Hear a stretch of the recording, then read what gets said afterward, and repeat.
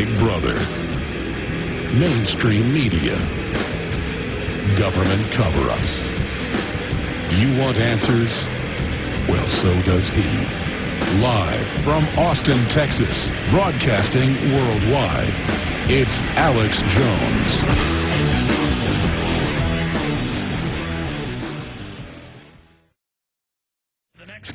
We're joined by Lyndon LaRouche. I appreciate him joining us. I actually double-booked Man Count on. That's why Mr. LaRouche is on 20 minutes later than he would have been. LaRouchePAC.com. He's an American-born activist and founder of a network of political committees, parties, and publications known collectively as the LaRouche Movement. And he was a perennial presidential candidate from 76 to 2004, running once for his own U.S. Labor Party and campaigning 7 times the Democratic Party.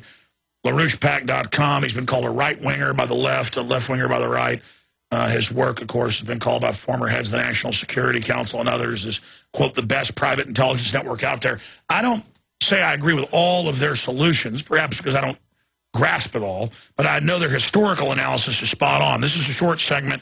Long segment's coming up. He's going to be breaking it all down. But I've got to say, the things LaRouche talked about over a decade ago are now happening. The global meltdown, the derivatives crisis, what's happening with the euro, the total collapse, the super committee. And now they've passed the bill to allow the secret total arrest of American citizens disappearing for life for no reason into dungeons. They're now trying to pass a bill for total torture. This is mainstream news.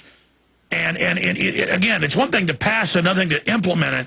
It just shows the brazen criminality now of Congress, and that they know everything's going to collapse, and the crooks don't want to get in trouble for their crimes. They want to ride this tiger. The question is, can they? So he's accurately predicted what would happen. What's coming next? Where are we currently? What's up next with Lyndon LaRouche? Sir, thank you for joining us today. Good. How do you do? I'm okay here in grave times, but where, again, you've accurately predicted. Where are we currently? Where are we going? We're right on the edge of thermonuclear war. As to whether that will happen or not, that's another question. But the likelihood that it could happen is great. What's happened is the U.S. forces in the eastern Mediterranean and in the Persian Gulf regions, especially naval forces in particular, are positioned for a launching a thermonuclear war. The name of the game, of course, is what we're going to do to Syria or what we're going to do to Iran. But if you look at the forces in the area, that makes no sense. Then you look at other aspects of it, and you know that now Russia's in on the thing, defending Syria in particular against this atrocity. And you realize that we're on the edge of actually going to thermonuclear war. What happened was, of course, and I don't know how well this is known, but our leading general officers who are advisors and so forth, who advise us on our security, have opposed any action by Obama of this type. So therefore, that is in that degree tied up. But what's hanging out there is at any moment a war could start. Now, this war will be a war with thermonuclear weapons. That's the fact. The idea that this is only Syria and Iran is nonsense. This thing, what we have positioned in the Gulf area and in the Eastern Mediterranean, what we have positioned is a capability for thermonuclear war and nothing else. Our allies, including the British, do not have the depth of weapon capability for doing something like this. Only the United States and only the thermonuclear warfare capability of the United States could actually conduct such a war. It would be a war against the entirety of Asia and other places. It's now being halted. The British are pushing this greatly. And we're on the edge of it. All right, you have amazing sources. We're going to break in a moment. I want to come back and go over this. But for those that don't know, it's not even getting much attention here. It's all over the foreign press. Russia, Medvedev yesterday told Poland and others, go ahead and move your missiles in. We're going to blow them up. We're going to destroy them. And Russia normally doesn't just make threats. Just like 888 in 2008 when the West attacked South Ossetia and other areas and the Russians rolled in mobile nukes. The Russians have said we're going to block your supply routes in the Russian controlled route into Afghanistan. The Pakistanis are blocking that route. Russian ships have shown up in Syria, and they've moved 2 months ago U.S. troops out of Iraq into Kuwait. And I've talked to people who are involved. They're telling them get ready for a giant war. So you're right. I mean, obviously you have a lot of sources, but this is incredible. Well, this is what we're working against right now. The Russian operation is not actually an aggressive operation. But what happened was the following. Remember the Syria, the war, not Syria, rather in Libya. Now that was rushed through, and the intention was, and the signals were definitely from Britain, was to go immediately to the war against both. All right, sorry to interrupt you. Let's stop right there. You said Syria because that's next on the list, obviously, the same paradigm. But Libya, then Syria. We'll talk about the geopolitical ramifications. Lyndon LaRouche, straight ahead. Key information. Stay with us. Banks collapsing, rumors of war. It's on. We told you the euro was going to start breaking up in a controlled implosion into a new mega bank of the world, run by Goldman Sachs. Now the news from Time Magazine to Financial Times of London calls it Goldman Sachs conquers the world. And they're praising it. The genius of selling the country's derivatives. The genius of getting their personnel into every power position of regulatory control and executive control and legislative control and the bureaucracy. Europe is waiving all of its rights. The end of self-determination. And I hear CNBC, MSNBC, Bloomberg, their experts are praising. This month's Economist is praising the technocracy. The bankers are going to run everything now. They know how to do it. I mean, everything Lyndon LaRouche, Ron Paul, people from all over the political spectrum have pointed out. You notice anybody who's actually right about core issues is like off the reservation. The whole left-right thing is this tiny, sequestered, just totally limited false information. And Lyndon LaRouche joins us. I'm going to try to give you the floor, sir, to go over the whole geopolitical breakdown. You were getting into what's happening in Libya, where all of this is going, and the level of the precipice that we're on right now. I had the former head of Pakistani intelligence, Hamid Gul, on, and he said, yes, this could lead to a larger nuclear war. The Russians, as you said, are getting in defensive battle formation, saying do not attack Syria. Things are getting wild. Lyndon LaRouche, please continue. Well, we've got to understand the general situation. First of all, we have a general breakdown of the entire international financial system. It's worse in the transatlantic region. It's less bad in the Asian region. Now, we talk about these bankers. They're bankrupt.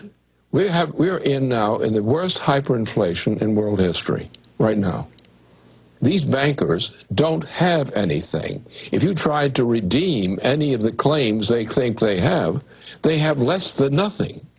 This is empty blank paper passed it for hyperinflation. This is being highly managed politically by doing all kinds of things to Europe and doing things to the United States. But this thing is not going to survive. These banks, every blasted one of them, is doomed. Now, there is a solution for this, and it's the only solution. It's Roosevelt's solution, Franklin Roosevelt's solution, Glass-Steagall. That does not solve the total problem. That eliminates the worst problem right now and makes it possible to undertake management of the problem. We would also have to create, since the Federal Reserve System no longer functions, it's hopelessly bankrupt.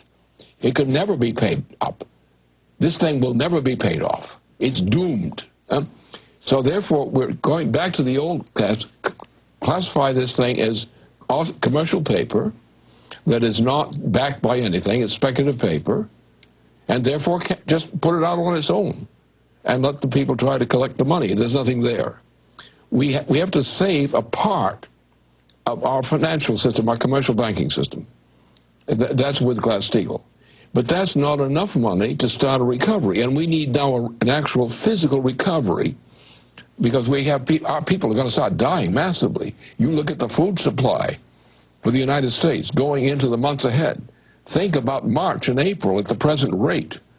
We're going to have people dying of hunger and effects correlated to that in the United States.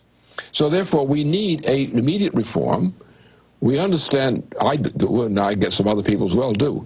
We go through Glass-Steagall. That will save the United States temporarily. It will also be a vehicle to save Western Europe temporarily. Because if we do this, they'll do it.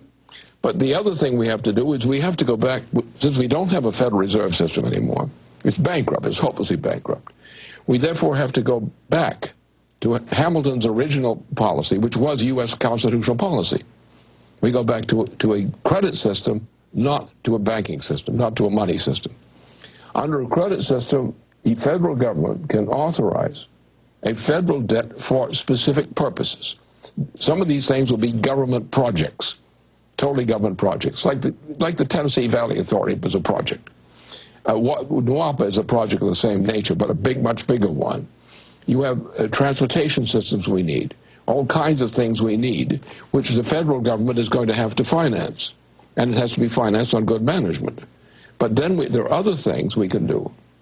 We can also get into long-term agreements with nations of the world. And we can create a fixed exchange system among nations which agree to the idea of Glass-Steagall as for their case. So stop the global concerted devaluation. But shifting back, sir, the elites, the finance oligarchs and their tropism that you've talked so much about, they're not going to stop. They are preparing Dodger Stadium right now as a giant FEMA camp. Kevin Booth's getting video of it. They're under Homeland Security. They're arresting the occupiers nationwide as a giant simulation of political arrest. As you know, they passed the bill to secretly arrest U.S. citizens and have you just disappear. No one even knows where you go. Literal, the disappearances like the Khmer Rouge or something. I mean, am I right in saying they're going into hyperwarp and they've made the decision to go ahead and start wars and have a classic police state? And they're going forward. I mean, it's just come out that Henry Paulson, we already knew this, gave hedge funds inside information on Freddie Mac and Fannie Mae when he was Treasury Secretary. Well, of course he did. I mean, these are brazen criminals. Well, you've got, look, it's very simple. We can deal with it.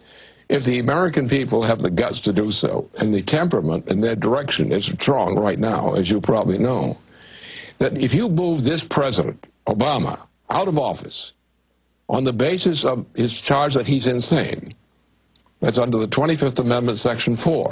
He qualifies for expulsion from the presidency on the basis of that. Also, at the same time, you've got other things. He's also committed crimes against the Constitution. The Libya war was a crime. It was a violation of the Constitution. He's done many other things. Many of his so-called laws are violations of the Constitution. The attempt to prevent the Congress, the members of the Congress, from appealing what was a fraud against the government in this war in Libya is typical. What people have to have the guts to do, many people realize that Obama has to be out of office. What they're not realizing is he has to be out of office now. And there are two ways to get him out. One is to impeach him. But the other, the more immediate and more effective one, is the fact that he is clinically insane. And his insanity is of a very specific type, which is explicitly specified in the 25th Amendment, Section 4. All the evidence is there. Lift him out of the presidency, and I can guarantee you that a lot of things will change very quickly. Sure, and of course he is spoiled milk. I mean, he politically now has a lower approval rating than Richard Nixon at the bottom, and of course Jimmy Carter. But the Corzines and the Robert Rubins and the people behind him, they don't care. They're going ahead with this homicidal looting of the system. So my question is, I agree with your solutions on that front. You're absolutely right. Great idea, sir. You called for it long before these crises even began.